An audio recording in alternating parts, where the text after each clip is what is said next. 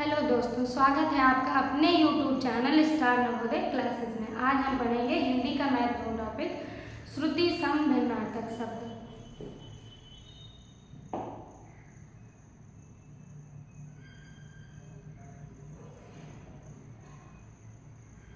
अब हम जानेंगे श्रुति सम भिन्नार्थक शब्द होते कैसे, कौन से हैं।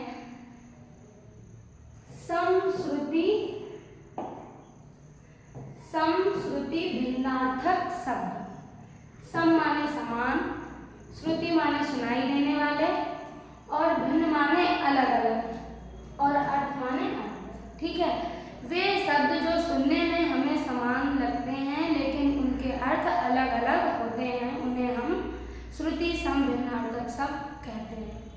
ठीक है, ये डिफिनीशन भी दी हुई है, आपको यदि अपनी परिभाषा लिखना चाहे तो अपना लिख सकता है। चलिए कुछ उदाहरण दिए हुए हैं वो देखते हैं।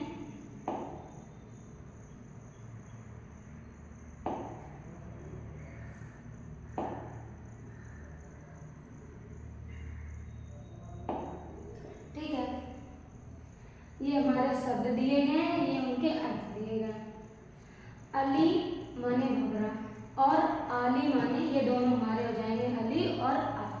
ठीक है, ये हो जाएगा सखी।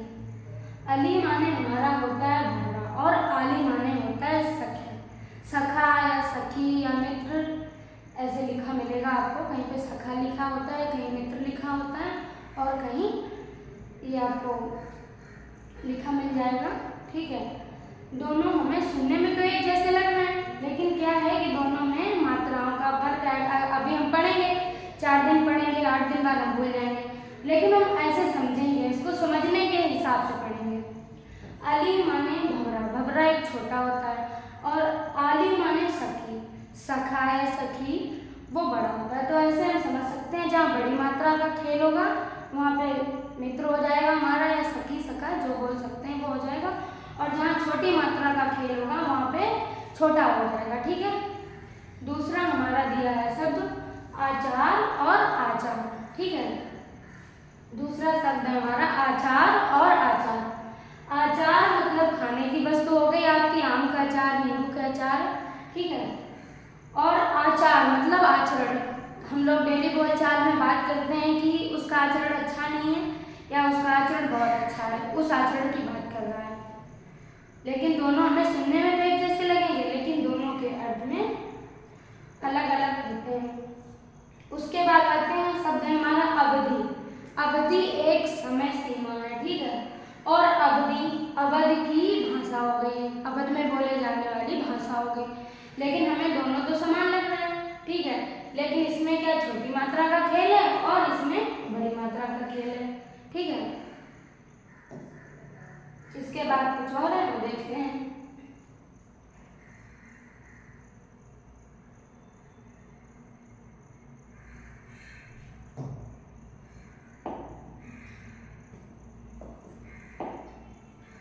अब एक हो गया दूसरा शब्द हमारा अन्न। अन्न, ठीक है, अन्न का अर्थ होता है अनाज। ठीक है, दूसरा हमारा अन्न है, अगर इन दोनों को लेते हैं अन्न, अन्न मतलब दूसरा, किसी दूसरे की बात या कोई दूसरी बात कही गई हो, और एक अन्न होता है हमारा अनाज। लेकिन हमें सुनने में तो समान लग रहा है, लेकिन आप देख सकते हैं कितने अलग अलग हैं दोनों। उसके बाद हमारा शब्द है आदि और आदि। ठीक है, आदि और आदि। एक हमारा आदि माने आरंभ या इत्यादि हो जाएगा, और दूसरा हमारा है आदि। आदि मतलब आदत वाला, किसी को अच्छी आदत की लत है, किसी को बुरी आदत की लत है। ठीक है, उसके बाद शब्द है हमारा अपेक्षा। अपेक्षा का आपका हो जाएगा तुलना में, किसी की तुलना करते हैं, जैसे हम लोग डेली बोलचाल में या किसी से बात करते सुनते हैं कि उसकी अपेक्षा वो बहुत अच्छा है। ठीक है, ये हो जाएगा। उसके बाद है हमारा उपेक्षा। यहाँ पे थोड़ी सी टाइपिंग मिस्टेक हो गई है,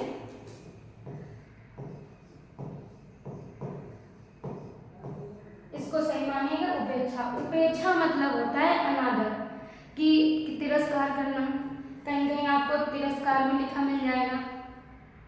उपेक्षा का मतलब, जैसे अब इसको उपेक्षा और अनादर को जानेंगे कि किसी ने किसी की उपेक्षा हमारा अनादर कर दिया, या किसी के आम गए, किसी ने कहा नहीं उनकी उपेक्षा हमें कम सम्मान दिया। ठीक है, दूसरा हमारा शब्द हो जाएगा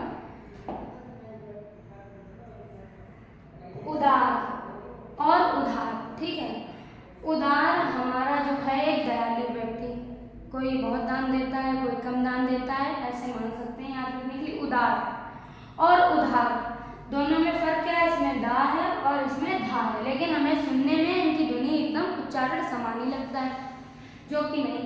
एक उधार हमारा हो जाएगा ऋण लेना, पैसे लेना, और दूसरा हमारा दयालु व्यक्ति। इसके बाद आते हैं दूसरा हमारा शब्द है कर्म और क्रम।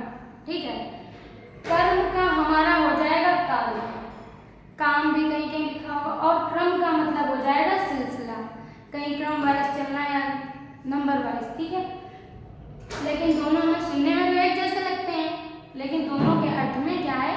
भिन्नता है। और कपट और कपाट। ठीक है, कपट मतलब होता है छल या धोखा। हम लोग अक्सर बोलते हैं कि नहीं उन्होंने मेरे साथ छल कर दिया, या दुकान ही में जाते हैं कभी कोई चीज़ लेने तो बात करते हैं कि नहीं उन्होंने इतनी रुपए की चीज़ महंगी दे दी, देखो मेरे साथ छल कर दिया, ये वहाँ इतने में मिलती है। और दूसरा हमारा कपाट का अर्थ हो जाएगा दरवाजा, जो हमारे घरों में लगे होते हैं। यहाँ तक हो गया।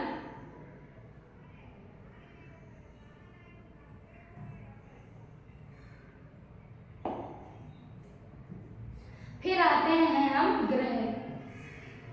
ग्रह और ग्रह दोनों में सुनने में तो एक जैसे लग ही रहे हैं। ठीक है, लेकिन एक ग्रह का हमारा मतलब होता है नक्षत्र। ठीक है, और दूसरे हमारे वो होता है ग्रह का मतलब घर, जहाँ हम लोग रहते हैं। ठीक है, और दूसरा हमारा शब्द है दिन। दिन और दिन। अब देखते हैं दिन में क्या है? दिन का अर्थ होता है दिवस और दीन का अर्थ होता है गरीब, लेकिन दोनों में क्या है? मात्राओं का खेल है। एक में बड़ी, दिन में हमारी छोटी मात्रा का खेल है और दीन में हमारी बड़ी मात्रा का खेल है। ठीक है, इसके बाद आते हैं दूसरा हमारा शब्द है प्रमाण, प्रणाम और परिमाण। ठीक है, प्रणाम का आपका अर्थ हो जाएगा नमस्कार। हम कहीं जाते हैं तो किसी को नमस्ते करते हैं अपने बड़े लोगों से। ठीक है, दूसरा हमारा हो जाएगा परिमाण, जो कि आज बहुत से बच्चे आज इंतजार कर रहे हैं यूपी पुलिस के रिजल्ट का, जिन बच्चों ने पेपर दिया है, तो ऐसे याद रख लेंगे। परिणाम हमारा नतीजा हो जाएगा किसी भी चीज़ का। आप कोई भी काम करेंगे उसके नतीजे को ही हम परिमाण कहते हैं। दूसरा हमारा हो जाएगा मात्र और मात्र। ठीक है, मात्र मतलब होता है केवल, कि कोई चीज़ आपने किसी से ली कि मुझे मात्र इतनी सी चीज़ दे दो, तो वो हमारा। और एक मात्र हमारी माता हो गई, मम्मी हमारी। दोनों शब्द तो समान है, लेकिन अर्थ में आप देख सकते हैं कितनी भिन्नता है। इसके बाद आते हैं सूत। सूत मतलब बेटा। ठीक है, और दूसरे सूत से हमारा मतलब है सारथी। ठीक है,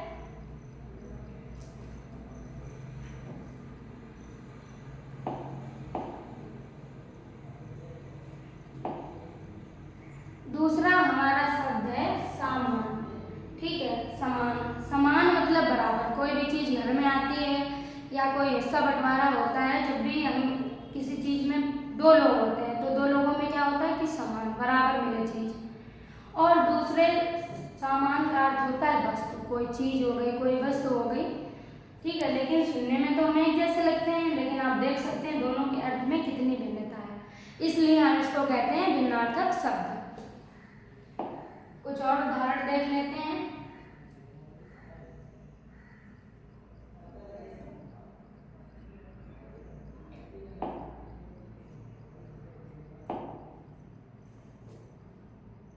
ठीक है, भवन और भुवन दोनों शब्द अगर कोई हमसे दूर से गया, पास से गया, जब भी हम समझ नहीं पाएंगे जल्दी, हम ये सोचेंगे दोनों का मतलब इमारत है या भवन है। ठीक है, लेकिन एक हमारे भवन में इमारत समझेंगे और इसमें हमारा भुवन लिखा है, छोटे ऊ की मात्रा। ठीक है, भुवन का मतलब होता है संसार, जगत, और दूसरे का होता है भवन। भवन का मतलब होता है होता है इमारत, कोई बहुत बड़ा ले सकते हैं, दार्शनिक कोई स्थल ले सकते हैं तो उसको कहेंगे इमारत। या कोई बहुत कुछ भी मतलब एक इमारत से देख सकते हैं उसमें कि वो भवन हो जाएगा आपका, वो हो जाएगा भवन।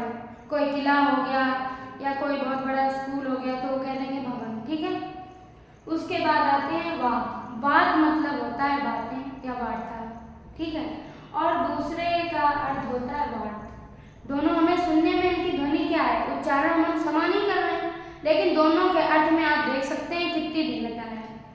दोनों के अर्थ में इतनी भिन्नता है। एक बात का हमारा हो जाएगा वार्ता, जो हम बातें करते हैं, और दूसरे वार्त का हो जाएगा वायु, ये हवा का पर्यायवाची भी है।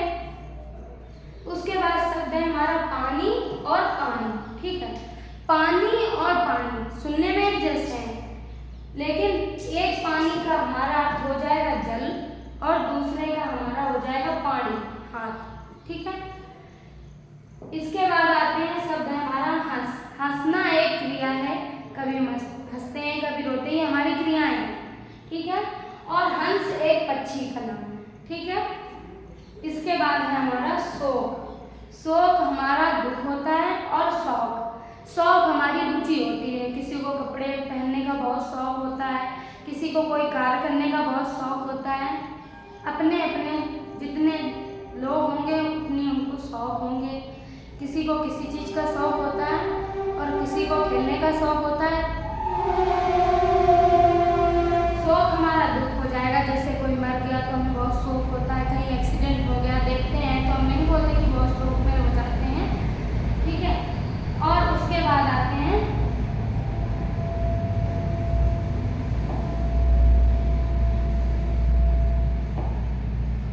ये है हमारा चीर।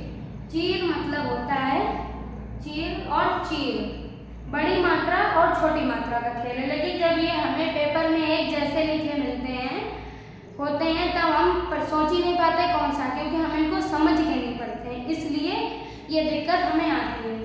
जब हम इनको समझ के पढ़ेंगे तभी हम समझ पाएंगे। अगर हम ऐसे ही पढ़ेंगे तो नहीं, आज पढ़ेंगे कल भूल जाएंगे, कल पढ़ेंगे तो 4-10 दिन बाद भूल जाएंगे, ठीक है।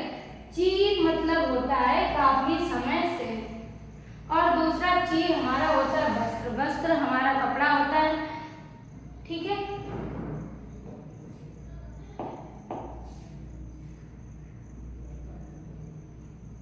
आज के लिए इतना ही। प्लीज़ हमारे चैनल को सब्सक्राइब करें, लाइक करें और कमेंट बॉक्स में ज़रूर बताएं। धन्यवाद।